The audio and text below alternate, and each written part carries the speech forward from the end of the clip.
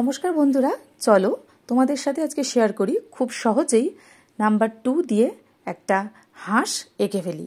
চলো তাহলে, দেখতেই পাচ্ছ প্রথমে একটা 2 আঁকবো এবং তারপরে মুখের কাছটা এরকম সরু করে টেনে পিঠের দিকের যে 2 এর যে সমান লাইনটা সেটাকে একটু কার্ভ করে দিয়ে পেছনের লেজের দিকটা একটু এরকম কার্ভ লাইন করে দিলাম।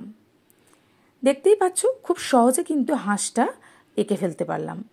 এরপরে তোমরা নিচের দিকে একটু জল করে দেবে এবং সবার শেষে সুন্দর করে ঠোঁটটা এঁকে নেবে। আশা করব খুব সহজেই তোমরা এই দাগটা বাড়িতে আঁকতে পারবে। এরকম খুব সহজে তোমরা এরকম সুন্দরভাবে হাঁস আঁকতে শিখে যাবে। এরপরে দেখো বন্ধুরা, বিভিন্ন রকমের যেহেতু হাঁসের রং হয়, তো আমি আমার পছন্দ মতো এখানে একটা কালার দিয়ে স্টার্ট করছি। তোমরা তোমাদের পছন্দ মতো কালার দিয়ে হাঁসটা রং করে ফেলবে, দেখবে কত সুন্দর লাগছে। আমি এখানে প্রথমেই আকাশি রং দিয়ে শুরু করলাম, তারপরে দিলাম হলুদ রং এবং সবুজ রং। আমি মিক্স অ্যান্ড ম্যাচ করে করছি, তোমরা চাইলে অন্যরকম কিছু করে করতে পারবে। দেখবে খুব সুন্দরভাবে হাঁসটা তৈরি হয়ে যাবে। আশা করছি তোমরা একবার বাড়িতে এইভাবে ট্রাই করে দেখবে।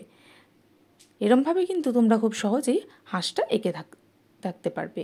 পেটের কাছটা আমি একটু খয়েরি রং দিয়ে দিলাম এবং নিচে তো ওটা জল, তো ওই পাশটা একটু অন্যরকম করব কালারটা। আর এখানেই দেখো একটু সবুজ দিয়ে দিচ্ছি।